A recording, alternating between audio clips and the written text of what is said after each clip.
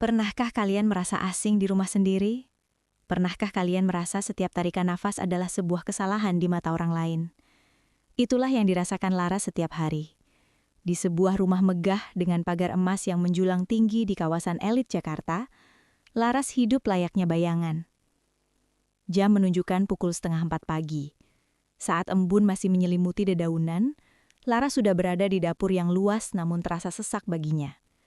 Ia harus menyiapkan sarapan untuk 3 orang yang tak pernah sekalipun menganggapnya ada. Satria suaminya, Bu Ratna mertuanya, dan Dita adik iparnya. Laras bukan tidak mampu membayar asisten, tapi Bu Ratna melarangnya. Menantu miskin harus tahu cara mengabdi. Begitu kata mertuanya dulu. Laras mengiris bawang dengan mata pedih, bukan karena aroma bawangnya, tapi karena hatinya yang sudah terlalu lama teriris kenyataan. Meja makan Jati itu kini penuh dengan hidangan. Laras berdiri di sudut rumah, menunggu instruksi seperti seorang pelayan. Bu Ratna datang, mencicipi sup ayam buatan Laras, lalu dengan kasar meletakkan sendoknya hingga berdenting nyaring. "Laras, apa kamu mau meracuniku dengan garam sebanyak ini? Kamu itu kalau masak pakai perasaan, jangan pakai dendam karena tidak saya belikan tas baru," teriak Bu Ratna. Satria, lelaki yang dulu berjanji di depan penghulu untuk menjaga Laras, hanya diam. Ia sibuk menggeser layar ponselnya, seolah suara teriakan ibunya adalah musik latar yang biasa.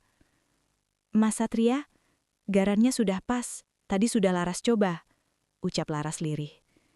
Satria mendongak, matanya dingin.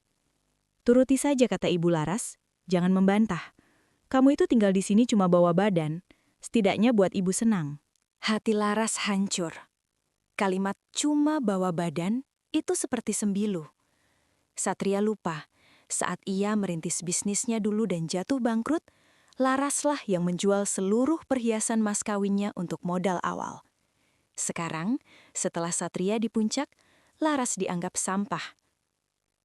Keserakahan memang tak punya batas. Dita, sang adik ipar, terlilit hutang pinjaman online karena gaya hidup sosialitanya.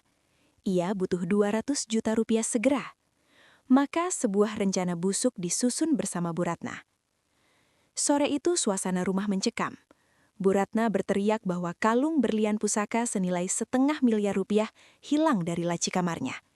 Semua orang dikumpulkan. Laras gemetar. Ia tahu ini adalah awal dari badai yang sesungguhnya. "Tadi aku lihat Kak Laras masuk ke kamar ibu waktu ibu lagi arisan di luar," tuduh Dita dengan wajah sok suci. "Bukan mas, aku tadi cuma mengantarmu kena ibu yang baru selesai dicuci," bela Laras. Tanpa aba-aba, Bu Ratna menarik tangan Laras dan menyeretnya ke kamar belakang. Mereka menggeledah koper tua milik Laras. Dan di sana, di dalam lipatan baju lusuh peninggalan almarhumah Ibu Laras, kalung itu bersinar. Dita telah menyelipkannya di sana pagi tadi. Plak! Sebuah tamparan mendarat di pipi Laras. Bukan dari mertuanya, tapi dari Satria.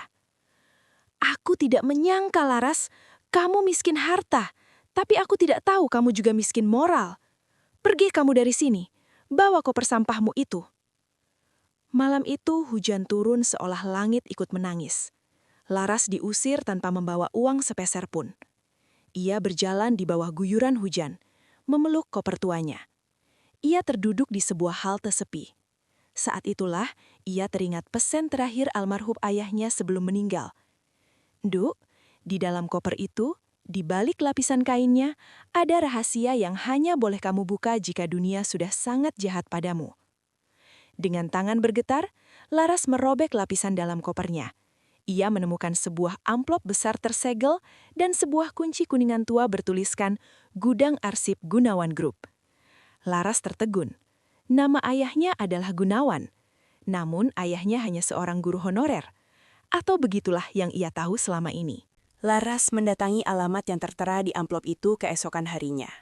Sebuah gedung perkantoran mewah di pusat kota. Dengan baju basah dan wajah pucat, ia menemui seorang pengacara senior bernama Pak Baskoro. Begitu melihat Laras, Pak Baskoro langsung berdiri dan membungkuk hormat. "Nona Laras, akhirnya Anda datang. Kami sudah mencari Anda selama 5 tahun." Laras bingung. Pak Baskoro menjelaskan bahwa ayah Laras, Pak Gunawan, adalah pemilik asli saham mayoritas di perusahaan tempat Satria bekerja sekarang. Pak Gunawan sengaja menyembunyikan identitasnya dan hidup sederhana untuk menguji apakah Satria benar-benar mencintai Laras apa adanya. Ini surat wasiatnya Nona. Seluruh aset keluarga Broto, rumah yang Anda tempati, perusahaan Satria, bahkan tanah yang mereka pijak, semuanya adalah milik Anda.